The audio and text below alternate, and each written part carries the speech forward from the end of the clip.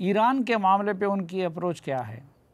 Iran के देखें, इस वक्त अगर देखा जाए तो अभी रिसेंटली मैं समझता हूं कि जो थोड़ा सा मैं समझ रहा हूँ Iran is on a back foot, Israel is on a back foot regarding Iranian conflict. बड़े समझे तरीके से उन्होंने रिटेलिएट किया है जिसपे ज्यादा जानी नुकसान नहीं हुआ, लेकिन ईरान को सैंक्शंस उस पे आएंगी। जितना आज वो तेल निकाल रहे हैं वो रुकेगा। उनको उनकी इकोनॉमिकल सिचुएशन या उनकी जो मनी लॉन्ड्रिंग है उसको बड़ा क्लोजली वॉच किया जाए। और यूक्रेन पे वो क्या करेंगे?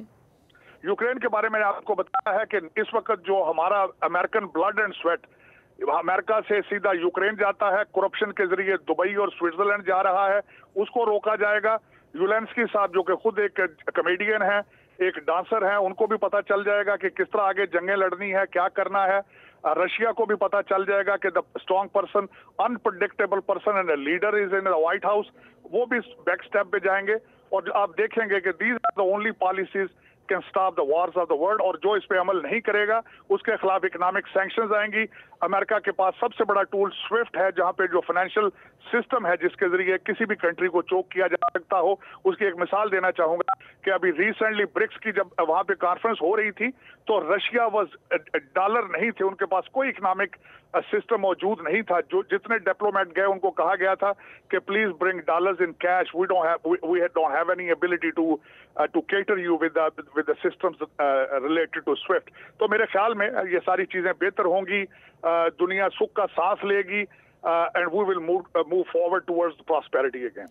नहीं, ये अमेरिका से पहले भी शिकवे किए जाते हैं कि वो बेवफाई करता है, तो अगर इस हालत में वो यूक्रेन को रूस के रहमो करम पे छोड़ते हैं तो ये एक और बेवफाई नहीं होगी और वो सस्टेन कर सकेंगे रेजिस्टेंस को? देखिए, उसमें बेवफाई नहीं होगी, उसमें यूरोप को ये बताना कि you are, this is your game, this is your. अब इस वक्त अगर देखा जाए तो हमारा 295 बिलियन हमारा खून पसीना वहां पे है। जर्मन वहां से आज भी गैस ले रहे हैं, जो दूसरे यूरोपियन कंट्रीज उनके साथ आज भी डील कर रहे हैं। हमें बुखार चढ़ा हुआ है, Europe is having a good time, सिर्फ इस वजह से कि लिबरलिज्म है, कोई पूछने वाला नहीं है, कोई बताने वाला नहीं है। हमारा military industrial complex is getting out of hands, matter of fact, और उसके कई बेनिफिशरी हैं। ये सारी चीजों को रोकना होगा। और उसके बाद सबसे पहले, जिस तरह मैंने आपको अर्ज की है साफी साहब, इस वक्त मैं जब भी मिडिल ईस्ट से वापस जाता हूं, अपने डलस एयरपोर्ट पे उतरता हूं, तो लगता है मैं 50 साल पीछे आ गया हूं। इस वक्त जितने क्रिटिक्स हैं उनसे जरा पूछें कि पिछले अमेरिका में नया एयरपोर्ट कब बना था, कब कोई बड़ी हाईवे बनाई गई थी।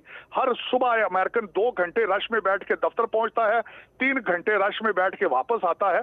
कोई सीधी सड़क नहीं बनाई गई। पहले we have to make America great again, we have to show the world we are still super power and we are the richest and biggest economy on the planet. America का जो एक स्टेटस था being sole super power, we are almost very close to lose that.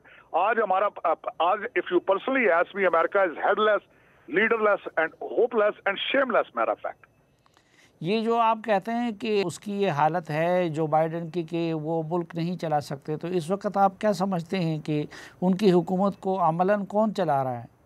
हम कुछ लोग इस पे राय रखते हैं, या तो इसको बराक ओबामा साहब चला रहे हैं क्योंकि कैबिनेट जो मेजॉरिटी है वो उनकी हैंड पिक लग रही है। लेकिन इसके ऊपर वाशिंगटन पोस्ट और कई अखबार वहां रिसर्च कर रहे हैं कि ये उनकी वाइफ जो है वो कैबिनेट में बैठना शुरू हो गई थी, कैबिनेट की मीटिंग्स में।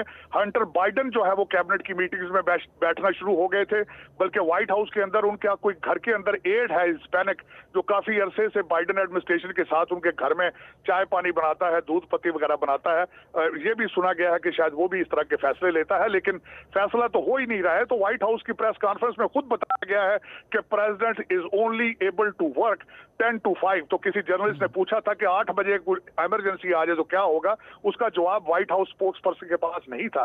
तो दर हकीकत आप दुनिया में देख भी रहे हैं जो कुछ हो रहा है, ये बिल्कुल इसी तरह लगता है कि ये क्रूज कंट्रोल पे कोई पीछे बैठ के इसके बटन दबा रहा है। तारड़ साहब, जब नेटो की फंडिंग को अमेरिका ख़त्म करेगा और यूक्रेन से निकलेगा तो यूरोप के साथ ताल्लुकात ख़राब नहीं होंगे? यूरोप, मैं अगर जाती तौर पे पूछा जाए तो यूरोप अपनी जंगें खुद क्यों नहीं लड़ता, ये क्या वजह है? और यूरोप इस वक्त अगर देखा जाए तो इकॉनमी क्रिपल है उनकी, उनकी जो इलीगल इमिग्रेशन ने उनका सत्यानाश कर दिया है। इनोवेशन, वेस्ट ओवरऑल कमजोर होता जा रहा है, इनोवेशन से दूर होते जा रहे हैं, लिबरल एजेंडाज, सोशलिस्ट एजेंडाज उनको खत्म करते जा रहे हैं। आप इंग्लैंड की मिसाल देखें जहां पे डॉक्टर सुइसाइड कर रहे हैं, हालात उनके देखें। लेकिन ये अमेरिका का ये फर्ज नहीं है कि उनको फीड करे, मुसलसल उनको पाले, उनकी हिफाजत भी करे और साथ वो मेरा इसमें किसी चीज में पेच ना करें, अपना हिस्सा ना डालें। ये ज्यादती है। हमें पहले अमेरिका देखना होगा, अमेरिका फर्स्ट कहना होगा, अमेरिका मेकिंग ग्रेट अगेन करना होगा। यही सबसे बड़ा डिफरेंस है। जिस तरीके से डोनाल्ड ट्रंप साहब ने पेरिस अकॉर्ड से निकले थे, दुनिया के सबसे ज्यादा पोल्यूटर चाइना और इंडिया है, वो अपना हिस्सा माहौलियात में नहीं डालते, सारा बर्डन डोनाल्ड ट्रंप पर है। इसी तरह world trade organisation, world health organisation, why we have to pay for the entire world, ये एक फिलॉसफी है। This is the biggest difference in between Barack Obama's approach to the world and versus Donald Trump's philosophy towards the world. China से मुतालिक उनकी क्या policy रहेगी? China इस वक्त सबसे बड़ा चैलेंज अमेरिका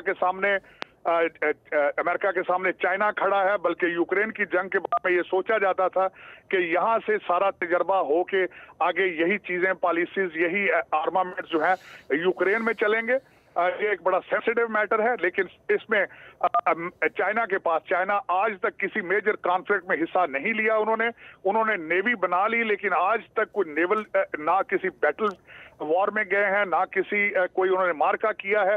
वो रशिया से इस चीज की सपोर्ट हासिल, ट्रेनिंग ले रहे थे। लेकिन उनका सबसे बड़ा टूल उनके पास जो है वो ट्रेड है, उनकी इकॉनमी है, मैन्युफैक्चरिंग करनी है। डोनाल्ड ट्रंप साहब के पास वो टूल मौजूद है।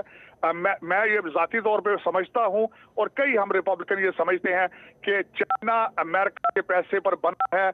हमारी टेक्नोलॉजीज की कॉपी कर करके, हमारे पेटेंट चोरी कर करके जो चाइना ने तरक्की की है, इस ब्लीडिंग को रोकना होगा। और डोनाल्ड ट्रंप साहब टैरिफ, अगर चाइना काम नहीं करेगा, टैरिफ को इंक्रीज करेंगे, अपने एलाय को भी कहेंगे कि चाइना को कॉर्नर किया जाए, चाइना की इकॉनमी को चोक किया जाए और उस तरीके से चाइना से अपने अहदाफ हासिल किए जाएंगे।